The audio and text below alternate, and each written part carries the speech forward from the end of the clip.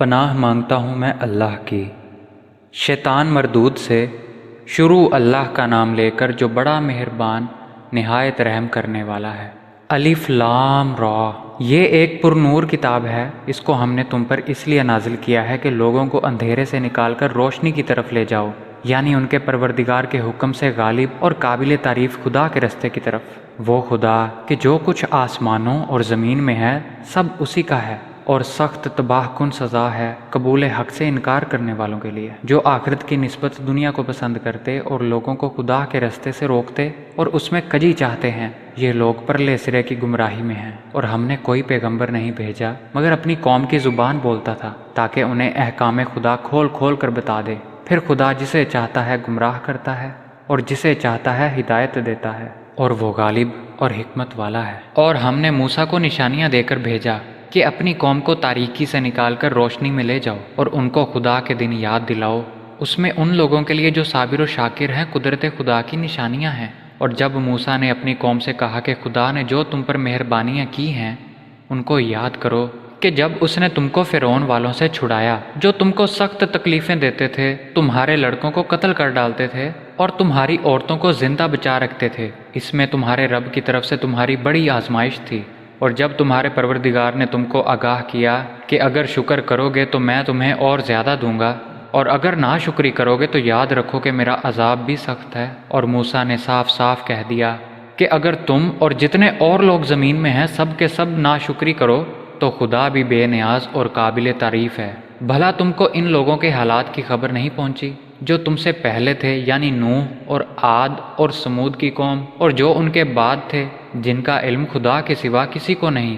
جب ان کے پاس پیغمبر نشانیاں لے کر آئے تو انہوں نے اپنے ہاتھ ان کے منہوں پر رکھ دیے کہ خاموش رہو، اور کہنے لگے کہ ہم تو تمہاری رسالت کو تسلیم نہیں کرتے، اور جس چیز کی طرف تم ہمیں بلاتے ہو ہم اس سے قوی شک میں ہیں۔ ان کے پیغمبروں نے کہا، کیا تم کو خدا کے بارے میں شک ہے جو آسمانوں اور زمین کا پیدا کرنے والا ہے؟ وہ تمہیں اس لیے بلاتا ہے کہ تمہارے گناہ بخشے اور فائدہ پہنچانے کے لیے ایک مدت مقرر تک تم کو مہلت دے۔ وہ بولے کہ تم تو ہمارے ہی جیسے آدمی ہو، تمہارا یہ منشا ہے کہ جن چیزوں کو ہمارے بڑے پوجتے رہے ہیں ان کے پوجنے سے ہم کو بند کر دو، تو اچھا کوئی کھلی دلیل لاؤ، یعنی معجزہ دکھاؤ۔ پیغمبروں نے ان سے کہا کہ ہاں ہم تمہارے ہی جیسے آدمی ہیں، لیکن خدا اپنے بندوں میں سے جس کو چاہتا ہے نبوت کا احسان کرتا ہے، اور ہمارے اختیار کی بات نہیں کہ ہم خدا کے حکم کے بغیر تم کو تمہاری فرمائش کے مطابق معجزہ دکھائیں، اور خدا ہی پر مومنوں کو بھروسہ رکھنا چاہیے۔ اور ہم کیوں کر خدا پر بھروسہ نہ رکھیں، حالانکہ اس نے ہم کو ہمارے دین کے سیدھے رستے بتائے ہیں۔ جو تکلیفیں تم ہم کو دیتے ہو اس پر صبر کریں گے، اور اہل توکل کو خدا ہی پر بھروسہ رکھنا چاہیے۔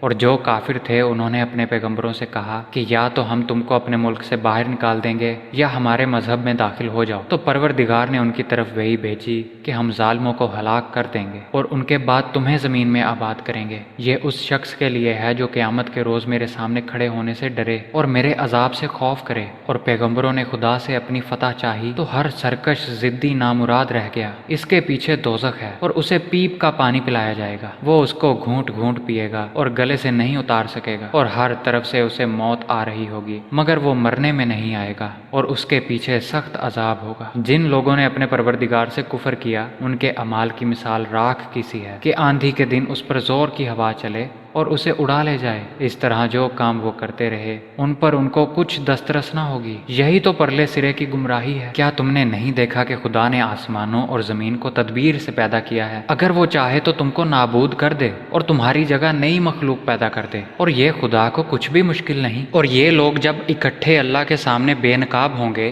تو اس وقت ان میں جو دنیا میں کمزور تھے وہ ان لوگوں سے جو بڑے بنے ہوئے تھے کہیں گے، دنیا میں ہم تمہارے تابع تھے، اب کیا تم اللہ کے عذاب سے ہم کو بچانے کے لیے بھی کچھ کر سکتے ہو؟ وہ جواب دیں گے، اگر اللہ نے ہمیں نجات کی کوئی راہ دکھائی ہوتی تو ہم ضرور تمہیں بھی دکھا دیتے۔ اب ہم ضد کریں یا صبر، بہرحال ہمارے بچنے کی کوئی صورت نہیں۔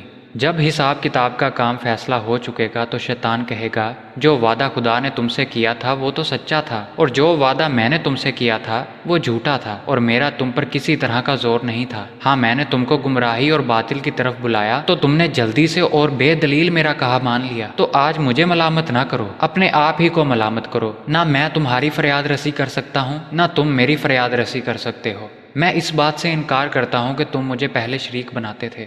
بے شک جو ظالم ہیں ان کے لیے درد دینے والا عذاب ہے، اور جو ایمان لائے اور عمل نیک کیے وہ بہشتوں میں داخل کیے جائیں گے، جن کے نیچے نہریں بہہ رہی ہیں، اپنے پروردگار کے حکم سے ہمیشہ ان میں رہیں گے، اور وہاں ان کا استقبال سلامتی کی مبارکباد سے ہوگا۔ کیا تم نے نہیں دیکھا کہ خدا نے پاک بات کی کیسی مثال بیان فرمائی ہے؟ وہ ایسی ہے جیسے پاکیزہ درخت جس کی جڑ مضبوط یعنی زمین کو پکڑے ہوئے ہو اور شاخیں آسمان میں، اپنے پروردگار کے حکم سے ہر وقت پھل لاتا اور میوے دیتا ہو۔ اور خدا لوگوں کے لیے مثالیں بیان فرماتا ہے تاکہ وہ نصیحت پکڑیں۔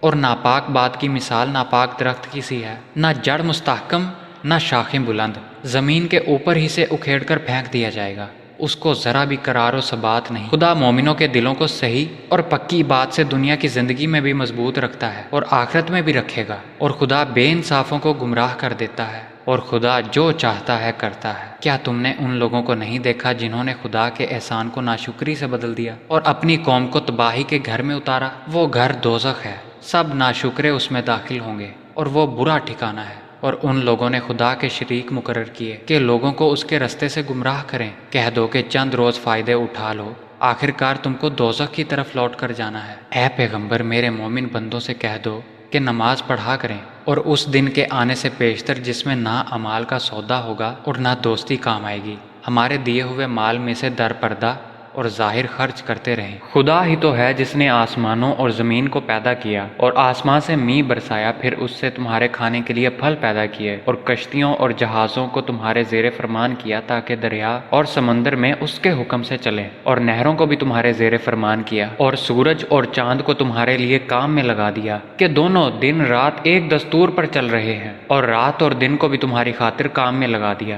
اور جو کچھ تم نے مانگا سب میں سے تم کو عنایت کیا۔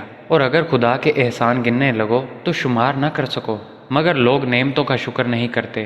کچھ شک نہیں کہ انسان بڑا بے انصاف اور ناشکرا ہے۔ اور جب ابراہیم نے دعا کی کہ میرے پروردگار اس شہر کو لوگوں کے لیے امن کی جگہ بنا دے، اور مجھے اور میری اولاد کو اس بات سے کہ بتوں کی پرستش کرنے لگیں بچائے رکھ، اے پروردگار انہوں نے بہت سے لوگوں کو گمراہ کیا ہے۔ سو جس شخص نے میرا کہا مانا وہ میرا ہے، اور جس شخص نے میری نافرمانی کی تو بخشنے والا مہربان ہے۔ اے پروردگار، میں نے اپنی اولاد کو میدان مکہ میں جہاں کھیتی نہیں تیرے عزت و آداب والے گھر کے پاس لا بسائی ہے۔ اے پروردگار، تاکہ یہ نماز پڑھیں تو لوگوں کے دلوں کو ایسا کر دے کہ ان کی طرف جھکے رہیں، اور ان کو میووں سے روزی دے تاکہ تیرا شکر کریں۔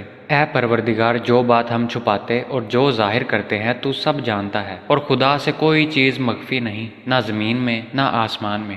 خدا کا شکر ہے جس نے مجھ کو بڑی عمر میں اسماعیل اور اسحاق بخشے، بے شک میرا پروردگار سننے والا ہے۔ اے پروردگار، مجھ کو ایسی توفیق عنایت کر کہ نماز پڑھتا رہوں، اور میری اولاد کو بھی یہ توفیق بخش۔ اے پروردگار، میری دعا قبول فرما۔ اے پروردگار، حساب کتاب کے دن مجھ کو اور میرے ماں باپ کو اور مومنوں کی مغفرت کیجیے، اور مومنوں مت خیال کرنا کہ یہ ظالم جو عمل کر رہے ہیں خدا ان سے بے خبر ہے، وہ ان کو اس دن تک مہلت دے رہا ہے جبکہ دہشت کے سبب آنکھیں کھلی کی کھلی رہ جائیں گی، اور لوگ سر اٹھائے ہوئے میدان قیامت کی طرف دوڑ رہے ہوں گے، ان کی نگاہیں ان کی طرف لوٹ نہ سکیں گی، اور ان کے دل مارے خوف کے ہوا ہو رہے ہوں گے۔ اور لوگوں کو اس دن سے آگاہ کر دو جب ان پر عذاب آ جائے گا، تب ظالم لوگ کہیں گے اے ہمارے پروردگار، ہمیں تھوڑی سی مدت مہلت عطا کر تاکہ تیری دعوت توحید قبول کریں اور تیرے پیغمبروں کے پیچھے چلیں۔ تو جواب ملے گا، کیا تم پہلے قسمیں نہیں کھایا کرتے تھے کہ تم کو اس حال سے جس میں تم ہو زوال اور قیامت کو حساب اعمال نہیں ہوگا؟ اور جو لوگ اپنے آپ پر ظلم کرتے تھے